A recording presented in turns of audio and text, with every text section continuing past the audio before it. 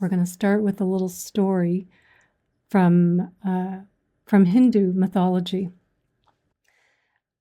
And I've learned this story through Joseph Campbell, who was a professor of mythology. Probably some of you know him. He wrote the book, The Hero with a Thousand Faces, The Power of Myth. And I've always loved this story, the way he's told it. So I won't do it nearly as well as he does, but I'm going to tell the story because it's going to really take us into our lesson, to our Dharma lesson for today. So the story starts out where the earth is in a terrible predicament. This monster Vitra has closed up all the waterways.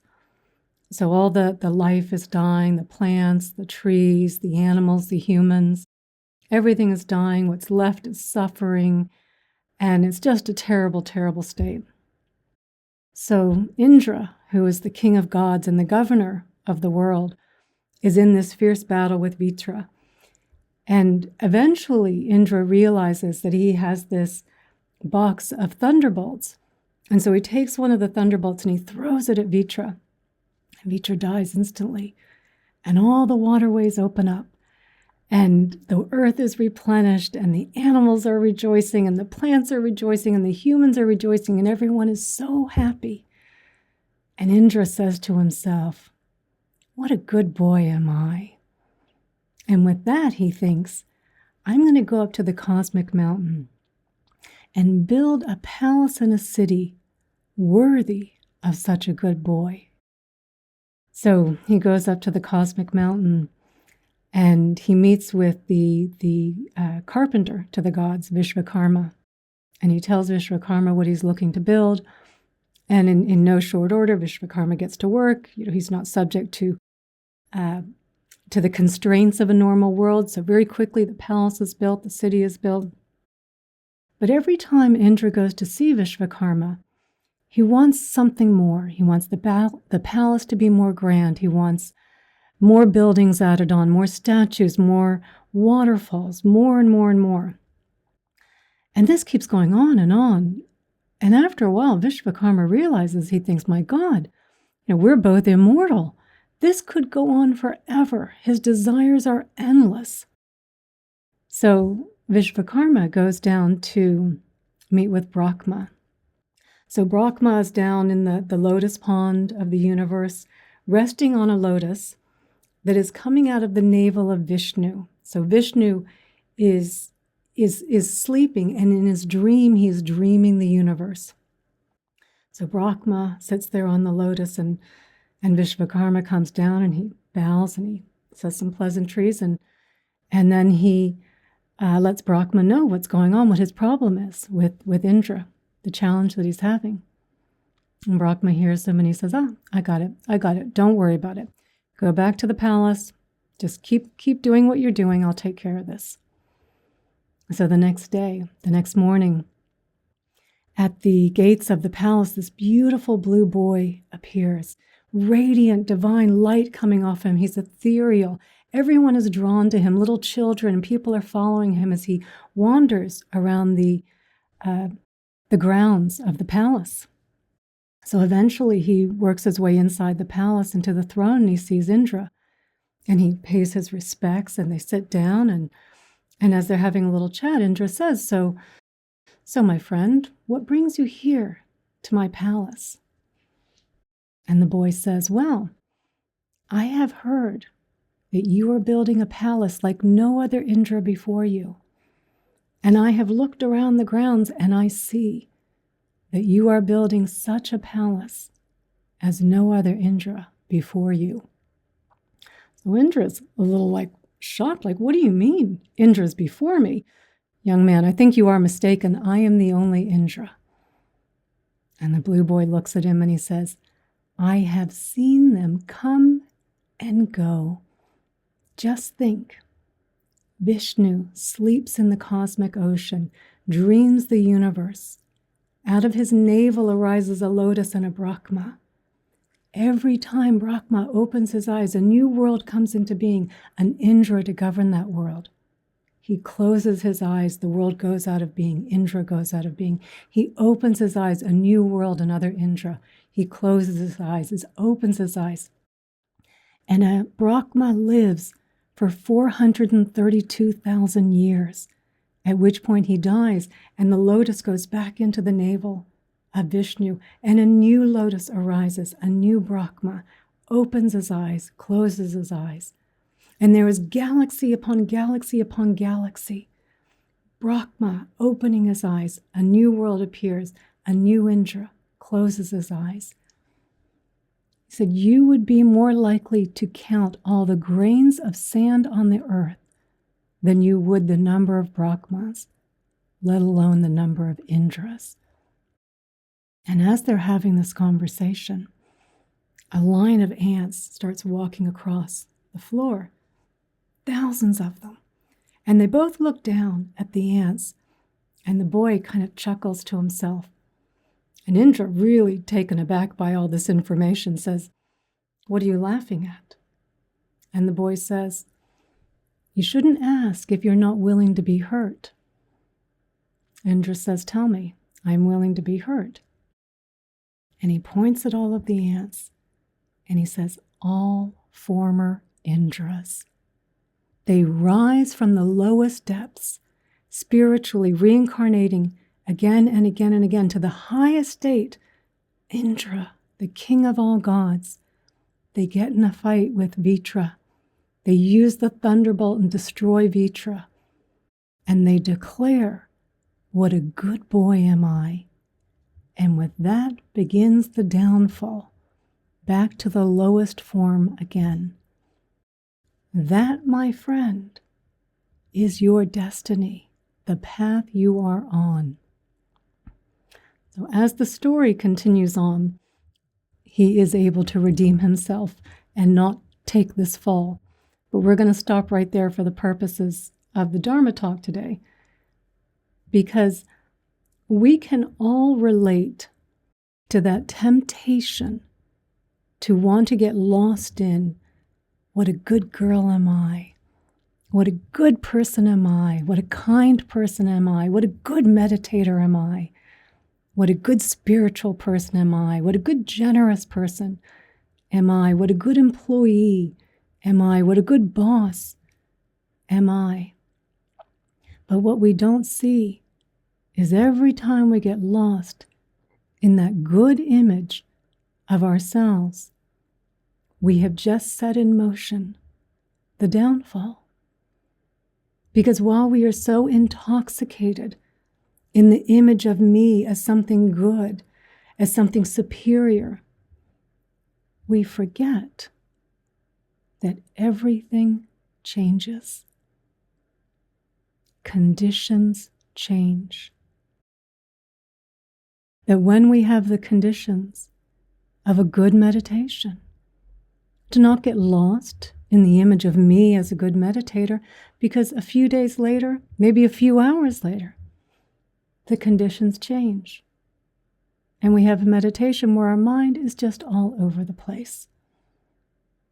Right? Or we have the conditions where something really good happens at work, and all the conditions are coming together for us to do an amazing product launch, to save a product launch, to close the big deal, the big sale, save the big client, right? To be the good employee, the employee of the month, the one that's getting all the praise and all the credit and all the accolades, that the conditions can be arising for that. But then a few weeks later, maybe the conditions are arising for someone else to come in and save the day, for them to be getting all the praise and all the accolades, and for us to not feel as though it's taking away from us. But if we get lost in the image of I'm the best employee, I'm the good employee, I'm the good boy, then when that credit goes to someone else, we suffer. Or when we have the good conditions, when all the conditions are arising for kindness to arise, the conditions where we are able to be generous and help someone else, and it feels good to have been able to be kind, and maybe some people are praising us for that. But then A few days later, the conditions change, and we're feeling stressed, and we're overwhelmed, and we had an argument with someone, or someone criticized us. And we find we're walking past a homeless person. And instead of putting money in their cup, we actually start judging them. And we're feeling very stingy. But because we believed the image of me as the kind person, if we believed the image of me as the kind person, then we have this huge fall, because now we realize, oh my God, I'm not the kind person anymore. Now I'm the stingy person. Because the conditions changed. We think that the suffering and the going into the illusion only happens in the bad image, in the unworthy image.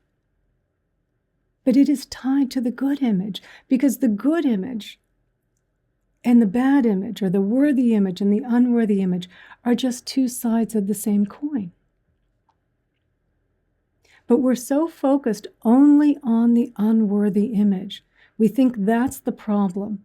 So we let the worthy image, the good image, the getting lost in the I'm so great image, we just let it run around freely. We don't think twice about it. But what we don't see, because what we don't see, is what the good image is towing behind it is the bad image. That is what's following it. Like the cart follows the ox, the bad image follows the good image. And in the good image, even any image is suffering, because any image is bringing us into the illusion of separateness. Because if I am seeing myself as somehow I'm special, I'm different, I'm unique, I'm superior, what am I feeding? Arrogance, pride. The more that I see myself as special and unique, as though I am a good girl, I did all this myself, the more I am separating myself from everyone else as being different. So that connection and that belonging that we all strive for, that we all want to feel, goes further away from us. We're not seeing reality, that everything is arising through causes and conditions, interdependent, interconnected.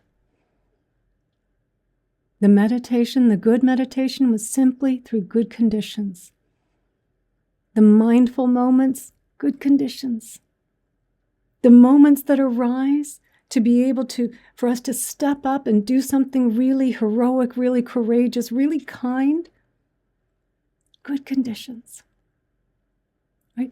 Even when we look at things like we look at an athlete and we think, but the athlete, the track star, right? That they came out first. They did that. No. They had trainers and coaches and family that helped them and that drove them to their training when they were young, that made their meals for them, that gave them the money to support them. Right? And all the other track stars there on that day too, all of them, they are arising because of everything. Because they woke up and they didn't have a headache. They didn't get something in their eye just before the gun went off. That they weren't feeling sick. Right? And based on what all the other people were feeling, that maybe one person that had an accident the day before and had a bad ankle, a bad knee, that why one person is coming out ahead, one form is coming out ahead, we see it as that individual, them doing it. But it is related not just to everything that is happening in that moment, including all their biology and DNA, right, that gave them maybe the right physicality for that sport. But every single person is playing a role. And all the previous conditions of how that person got there, it looks like one person winning did it on their own. But it is an interdependent, interconnected event. And we can think of the difference, because you might think, well, no, I'm taking away the joy then of winning. Well, there's the joy of winning, the excitement of it, me separate, I did this. the beginning of the fall, or there's the acknowledging, this is amazing, that this is happening through this one right now, and it feels so good to get the accolades and the praise, but I share this with every single one here, every one of my teammates, or not just my teammates, sorry, every one of my competitors. You got me here also. And we can share the joy with others in this way. Genuine gratitude. And out of that gratitude, wisdom. The wisdom to understand there is nothing here that did this independently. It is all arising causes and conditions. So when we have this understanding and we have the good meditation and there's no thoughts at all, we're deep in samadhi, we're in the jhanas, right? And when we come out of that condition, we appreciate, we go, wow, good conditions. Thank you. I appreciate that. That was amazing. And there's no grasping, right? Because we know what happens when we have the good meditation. When we think, I did that, I'm the good meditator. Then we get to the next meditation and we're grasping at it. I got to get back to it. Instead of having the understanding, okay, different conditions. Let's see what happens. And in that state, because you're not grasping, you're not clinging at the state that you had before, you're not making yourself into anything out of this. You're recognizing the reality that you did not make that meditation happen. It was the conditions. You have now added one of the conditions that is more likely for you to have a more peaceful meditation. Even if your mind is all over the place, you're not pushing back on it because there's an understanding. These are just the conditions that are happening. There's a letting go, there's a loosening around it. And when you understand that and you have a mindful moment, it was a difficult conversation, maybe a moment in a store, someone was acting out, and you could see you wanting to kind of push back, but you didn't. There was some mindfulness there. And instead of walking away and thinking, I was so mindful, I'm so much more superior because I was mindful and they weren't. Instead, we think, thank you. Thank you for the mindfulness arising in that moment. I'm so very, very grateful because it did make the situation better. And in that way, we stay being mindful. But if we start making an image out of me being mindful and I'm more superior, we are no longer mindful. So we're more likely to stay being mindful. We're less likely to judge the other person because we understand our conditions of why we arose. We understand they had different conditions. And if we have the situation where we're able to be kind to another person, the conditions arising for kindness, we understand it's not about me being the superior one being kind because I could not have been kind if there wasn't someone else that needed my kindness or needed my generosity or needed that charity in that particular moment. They were as much a part of this as this one here is a part of it. So again, this understanding, it's not me making this happen, it's these conditions arising and having genuine gratitude for those conditions as they're arising. Not pretending they don't exist, not denying them, right? But really being able to feel our heart being full with the joy of this, of the reality of that all of this is arising. And I feel so fortunate to have been able to be kind, to have been able to have been the employee of the month that month, or to have that mindful moment, to have been the good friend, to have been the good daughter, but to not get lost in any image because those conditions will change. Not that we have to go from here to here. We don't have to make this massive drop, but just they'll change. We'll go from the good friend to just the friend. There weren't any conditions to do anything spectacular in. Just the mundane moments of being a friend, right?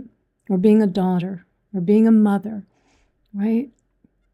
And so just understanding this more, that this is the reality. None of us is doing this. None of us are doing this.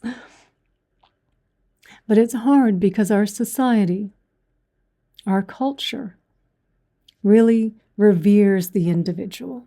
We really celebrate the individual.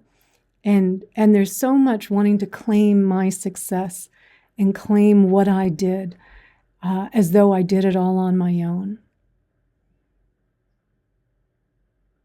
But we have all done that. And we have seen how that turns out. Right? It's just the beginning of the fall. And the more we think about ourselves, the less happy we are.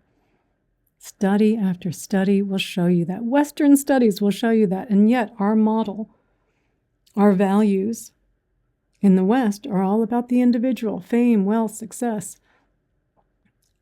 And it does not bring us happiness. We know this. We wouldn't be here if that weren't the case. So it's to be mindful of the good image also. Everyone is okay with wanting to let go of the unworthy image. And yet we cling to the worthy image. They are inseparable. You cannot have one without the other. And it's not denying the joy of achieving something, of having completed a big project, of getting the praise. But it's that acknowledging as you're feeling that appreciation from some others that you helped, that you're also acknowledging all of the things that went into that, all of the people that were kind to you, that planted those seeds of kindness to ripen in you under the right conditions. That the good meditation, when it comes, it was from all of those meditations that weren't so pleasant, where you really were struggling, but you sat there anyway. And it's even to have gratitude, like, thank you for sitting there and sticking through it, right? So it's to really appreciate and to really feel that in our heart, because there's nowhere for this to fall off a cliff. In the model of the good image, bad image, we're just going around in this cycle. We go up, we have that fleeting moment, right? Relatively speaking, fleeting moment. And then we're back down again because someone else is getting the praise. Oh, I thought I was the good girl. They can't be the good girl at the same time as me, right? So we compare, we get jealous, we get resentful, right?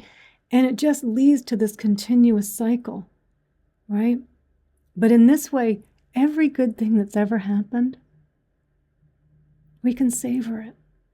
We can remember just thinking of all the conditions, thinking back all the previous conditions that led to that, and realizing like, wow, that is amazing that happened, that turned out that way. And it keeps us open. And we're not clinging and we're not grasping at it. And we're not getting lost in the illusion of separateness.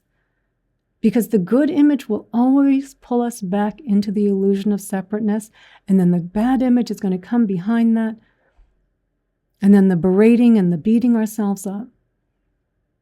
So let's really pay attention to how we keep going into the illusion of separateness. It's not just the unworthy, it quotes, the bad image. It's the good image. It's any image. It's any image. Feel it, feel the good conditions, feel the appreciation of it as it's moving through you, of the being kind. For those of you that did the kindness course with me last year, and that I have a lot of the classes up on my teacher's page, I kept saying to us, when we reflect on it, don't reflect on me being a kind person, reflect on the feeling of connection from the kindness. Right? There's openness in there. There's no clinging. There's no grasping in that. Right? This is what we're trying to do so we can remember Indra and remember his fall, the fall of all of the previous Indras, the countless Indras, falling back down to the ants, to the lowest of levels. So when you notice you're getting a little lost in that image, there it is. Breathe. Come back. Don't beat yourself up. You caught it. Fantastic. If it's a remembering of something good, remember it from the standpoint of all the people that helped. all the conditions that arose in there. Feel it there. Feel it in your heart. Feel the sense of connection through it. Feel the joy.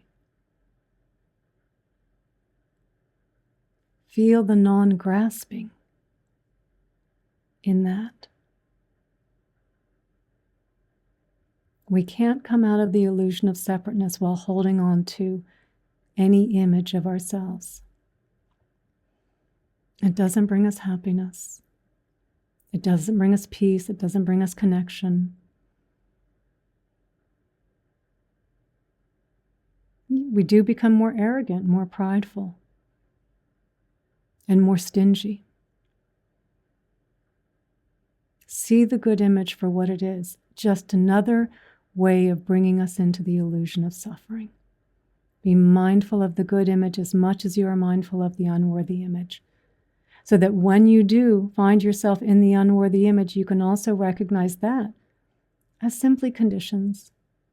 I wasn't feeling particularly generous today. Maybe you're a little tired. Maybe you just got a big bill. And so there wasn't a wanting to give some money to someone else. And because you can see that through causes and conditions, there's no beating yourself up there either. There's the wisdom of understanding these are the causes and conditions that are arising. I don't have to beat myself up. I don't have to make any image out of it. Because in that way, we're also more likely to say, but you know what? Maybe I'll just put 1 peso in, because I do always want to keep that little part of my heart open. Right? There can be some wisdom just in the letting go of it, right? Understanding the conditions, also understanding the conditions that I had to say no to that person. I couldn't help them because there was the wisdom of knowing I was at my capacity. And these are the conditions. I'm not trying to live up to some image of always being kind and to the point where it harms my own mental well-being because we're always available. We're always doing something for someone else. There's no wisdom in that. So this allows us also, we're not trying to live up to some image. It allows us to be able to say, I'm not able to do it at this time, but maybe at a later time I can. And to not get stuck in the image then, oh no, I'm not a kind person. We want to let go of any image. And we've got to be able to see reality. We can't see it through the lens of me as the center of the universe. So be mindful of any image, but particularly, because I think we're all trying to be quite mindful of the unworthy images, be very mindful of the worthy image as well. That is the beginning of the downfall. And we can avoid that. We can avoid that.